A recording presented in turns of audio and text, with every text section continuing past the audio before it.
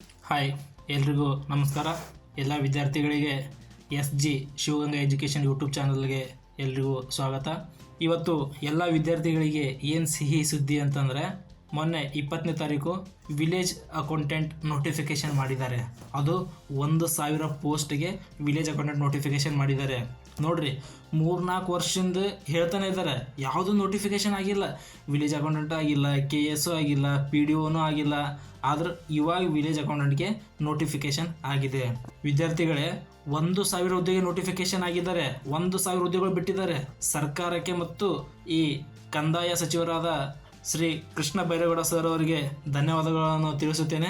ಏಕೆಂದರೆ ಎಷ್ಟೋ ವಿದ್ಯಾರ್ಥಿಗಳು ರೀ ನೊಂದು ಕುಂತಿದ್ದಾರೆ. 4-5 ವರ್ಷಗಳಿಂದ ಮನೆ ಬಿಟ್ಟು ಲೈಬ್ರರಿ ಮಾಡಿ ರೂಮ್ ಮಾಡಿ ಎಷ್ಟು ಕಷ್ಟಪಟ್ಟು ಓದ್ತಾ ಇದ್ದಾರೆ. ಎಲ್ಲ ವಿದ್ಯಾರ್ಥಿಗಳು ಯಾವಾಗ ನೋಟಿಫಿಕೇಷನ್ ಬಿಡ್ತಾರೆ, ಯಾವಾಗ ಅಧಿಸೂಚನೆ ಬಿಡ್ತಾರೆ, ನಾನು ಯಾವಾಗ ಪೋಸ್ಟ್ ಹಾಕಬೇಕು, ಯಾವಾಗ ಬರಿಬೇಕು, ಎಷ್ಟು ವರ್ಷ ಆಗಿದೆ ಪೋಸ್ಟ್ ಬಿಡಲಾರ್ದು ಅಂತೇಳಿ ಎಷ್ಟೋ ವಿದ್ಯಾರ್ಥಿಗಳು ನೊಂದು ಕುಂತಿದ್ದಾರೆ. ಅಂಥ ಹಸಿದು ವಿದ್ಯಾರ್ಥಿಗಳಿಗೆ ಇದೊಂದು ಅವ್ರಿಗೆ ಸಿಹಿ ಸುದ್ದಿ ಇದ್ದಪ್ಪಲೆ.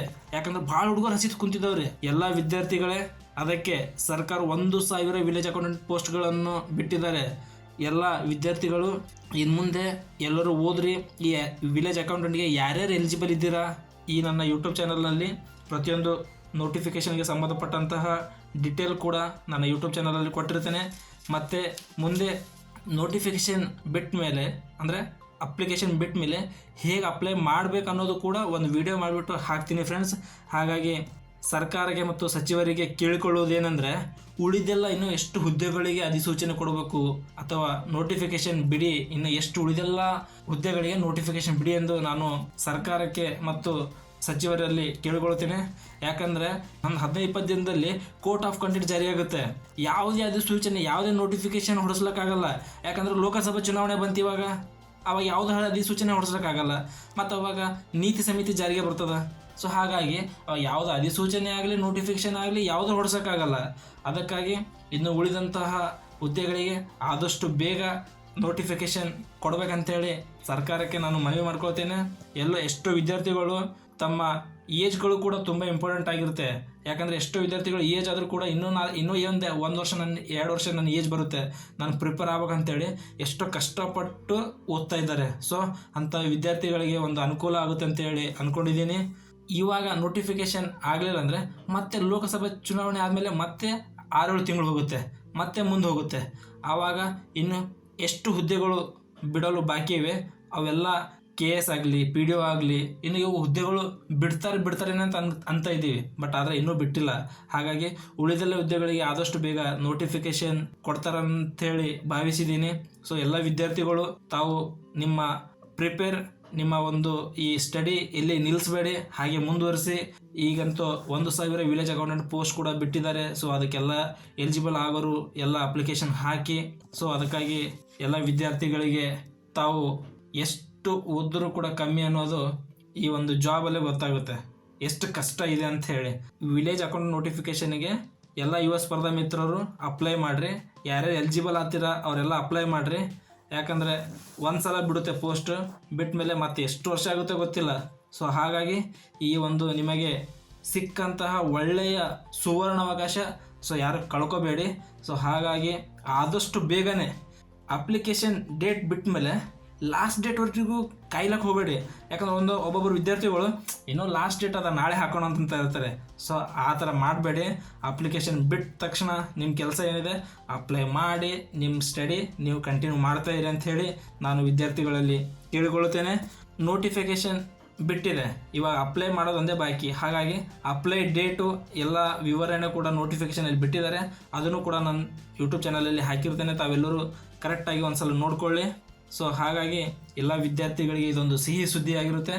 ನೋಡಿರಿ, 22-24ರಂದು ಇದು ಈ ವಿಲೇಜ್ ಅಕೌಂಟೆಂಟ್ ನೋಟಿಫಿಕೇಷನ್ ಮಾಡಿದ್ದಾರೆ. ಸೊ ಎಷ್ಟು 1,000 ಹುದ್ದೆಗಳಿಗೆ ನೋಟಿಫಿಕೇಷನ್ ಮಾಡಿದ್ದಾರೆ. ಇದಕ್ಕೆ ವೇತನ ನಿಮಗೆ ಸ್ಯಾಲ್ರಿ ಎಷ್ಟಿರುತ್ತೆ ಅಂದರೆ 21,400ರಿಂದ 42,000ವರೆಗೂ ಇರುತ್ತೆ. ಸೊ ಇದಕ್ಕೆ ಮಿನಿಮಮ್ ನಿಮ್ಮ ಕ್ವಾಲಿಫಿಕೇಷನ್ PUC ಮುಗ್ದಿರ್ಬೇಕು, ಇಲ್ಲಕಂದ್ರೆ ITI ಮುಗ್ದಿರ್ಬೇಕು, ಇಲ್ಲಾಂದರೆ ಡಿಪ್ಲೊಮಾ ಮುಗಿದಿರ್ಬೇಕು. ಸೊ ಇದಕ್ಕೆ ಸಂಬಂಧ ಅಭ್ಯರ್ಥಿಗಳು ನೋಡ್ರೆ, ಸಾಮಾನ್ಯ ಅರ್ಹತೆ ಅಭ್ಯರ್ಥಿಗಳಿಗೆ 35 ವರ್ಷ ತನಕ ಗರಿಷ್ಠ ವಯೋಮಿತಿ ಇರುತ್ತೆ. ಕನಿಷ್ಠ 18ರಿಂದ ಸ್ಟಾರ್ಟ್ ಆಗುತ್ತೆ. ಸಾಮಾನ್ಯ ಅರ್ಹತೆ ಅಭ್ಯರ್ಥಿಗಳಿಗೆ 35 ವರ್ಷ ತನಕ ಇರುತ್ತೆ. ಪ್ರವರ್ಗ 2A 2B 3A 3B ಅಭ್ಯರ್ಥಿಗಳಿಗೆ 38 ವರ್ಷ ತನಕ ಗರಿಷ್ಠ ವಯೋಮಿತಿ ಇರುತ್ತೆ. ಪರಿಶಿಷ್ಟ ಜಾತಿ ಪರಿಶಿಷ್ಟ ಪಂಗಡ ಪ್ರವರ್ಗ 1 ಅಭ್ಯರ್ಥಿಗಳಿಗೆ 40 ವರ್ಷಗಳವರೆಗೆ ಗರಿಷ್ಠ ವಯೋಮಿತಿ ಇರುತ್ತೆ. ಮತ್ತು ಈ ಹುದ್ದೆ ನಮಗೆ ಅಪ್ಲಿಕೇಶನ್ ಪ್ರಾರಂಭ ಆಗೋದು 4/3/24 ಪ್ರಾರಂಭವಾಗುತ್ತೆ. ಇದು ಅರ್ಜಿ ಸಲ್ಲಿಸುವ ಕೊನೆಯ ದಿನಾಂಕ 3/4/2024 ಕೊನೆಯ ದಿನಾಂಕ ಆಗಿರುತ್ತೆ. ಮತ್ತು ಅರ್ಜಿ ಶುಲ್ಕವನ್ನು ಪಾವತಿ ಮಾಡುವ ಕೊನೆಯ ದಿನಾಂಕ 6/4/2024 ಅರ್ಜಿ ಶುಲ್ಕ ಪಾವತಿ ಮಾಡುವ ಕೊನೆಯ ದಿನಾಂಕವಾಗಿರುತ್ತದೆ. ಇನ್ನೊಂದು, ಸಾಮಾನ್ಯ ಅರ್ಹತೆ ಮತ್ತು ಇತರ ಪ್ರವರ್ಗಗಳಿಗೆ ಎಷ್ಟಿರುತ್ತೆ ಶುಲ್ಕ ಅಂತಂದರೆ 2A 2B 3A 3B ಅಭ್ಯರ್ಥಿಗಳಿಗೆ 750 ರೂಪಾಯಿ ಶುಲ್ಕ ಇರುತ್ತದೆ. ಪರಿಶಿಷ್ಟ ಜಾತಿ ಪರಿಶಿಷ್ಟ ಪಂಗಡ ಪ್ರವರ್ಗ 1 ಮತ್ತು ಮಾಜಿ ಸೈನಿಕರಿಗೆ ಮತ್ತು ವಿಕಲಚೇತನ ಅಭ್ಯರ್ಥಿಗಳಿಗೆ ಅವರಿಗೆಲ್ಲ 500 ರೂಪಾಯಿ ಶುಲ್ಕ ಇರುತ್ತದೆ. ಸ್ಪರ್ಧಾತ್ಮಕ ಪರೀಕ್ಷೆ ನೋಡ್ರಿ ಲಿಖಿತ ರೂಪದಲ್ಲಿರುತ್ತೆ. ಲಿಖಿತ ರೂಪ ಆದ ಮೇಲೆ ಸಂದರ್ಶನ ಇರುತ್ತದೆ. ಇದಕ್ಕೆ ಕನ್ನಡ ಭಾಷೆ ಕಡ್ಡಾಯವಾಗಿದೆ. ಇದಕ್ಕೆ ಸಿಲೆಬಸ್ ನಾನು ನೋಟಿಫಿಕೇಷನಲ್ಲಿ ಕೊಟ್ಟಿದ್ದೀನಿ, ನೋಡ್ಕೊಳ್ಳಿ. ಇದಕ್ಕೆ ಪೇಪರ್ 1 ಪೇಪರ್ 2 2 ಪೇಪರ್ಸ್ ಇರುತ್ತೆ. ಸೊ 100 ಮಾರ್ಕ್ಸಿಗಿರುತ್ತೆ. ಎಕ್ಸಾಮ್ ಕಾಲ ಸಮಯ 2 ಗಂಟೆಗಳ ಸಮಯ ಇರುತ್ತದೆ. ಒಂದು ಪೇಪರ್ಗೆ 2 ಗಂಟೆಗಳ ಸಮಯ ಇರುತ್ತದೆ. ಈ ಎಕ್ಸಾಮ್ ಕೂಡ ನೆಗೆಟಿವ್ ಮಾರ್ಕ್ಸ್ಗಳು ಇರ್ತಾವೆ ರೀ. 1/4 4 ತಪ್ಪಾದರೆ ನೀವು ತೆಗೆದುಕೊಂಡಿರುವುದರಲ್ಲಿ 1 ಮಾರ್ಕ್ಸ್ ಕಟ್ ಆಗುತ್ತೆ. ಮತ್ತು ನೋಡಬೇಕಾದ್ರೆ ನಮಗೆ ಟೋಟಲಾಗಿ ನಾನ್ HKಯಲ್ಲಿ 28 ಜಿಲ್ಲೆಯಲ್ಲಿ ಎಷ್ಟೆಷ್ಟು ಹುದ್ದೆಗಳ ಸಂಖ್ಯೆ ಇದೆ ಅಂತೇಳಿ ಕೂಡ ಡೀಟೇಲಾಗಿ ಕೊಟ್ಟಿದ್ದಾರೆ. ನೀವು ಡೀಟೇಲಾಗಿ ನೋಟಿಫಿಕೇಷನಲ್ಲಿದೆ, ನೋಡ್ಕೊಳ್ಳಿ. ಮತ್ತು ನಮ್ಮ ಕಲ್ಯಾಣ ಕರ್ನಾಟಕ ವೃತ್ತಕ್ಕೂ ಕೂಡ ಎಷ್ಟು ಹುದ್ದೆಗಳ ಸಂಖ್ಯೆ ಇದೆ, 7 ಜಿಲ್ಲೆಗೆ ಎಷ್ಟೆಷ್ಟು ಹುದ್ದೆಗಳ ಸಂಖ್ಯೆ ಇವೆ ಅಂತೇಳಿ ಕೂಡ ಕೊಟ್ಟಿದ್ದಾರೆ. ತಾವೆಲ್ಲರೂ ಚೆನ್ನಾಗಿ ನೋಡ್ಕೊಳ್ಳಿ ಫ್ರೆಂಡ್ಸ್. ಹೀಗೆ ಈ ವಿಡಿಯೋನು ತಮಗೆ ಇಷ್ಟವಾದರೆ ಲೈಕ್ ಮಾಡಿ, ಶೇರ್ ಮಾಡಿ, ಸಬ್ಸ್ಕ್ರೈಬ್ ಮಾಡಿ ಫ್ರೆಂಡ್ಸ್. ಎಲ್ಲ ವಿದ್ಯಾರ್ಥಿಗಳಿಗೆ ಆಲ್ ದಿ ಬೆಸ್ಟ್. ಸೊ ಧನ್ಯವಾದಗಳು. Thank you.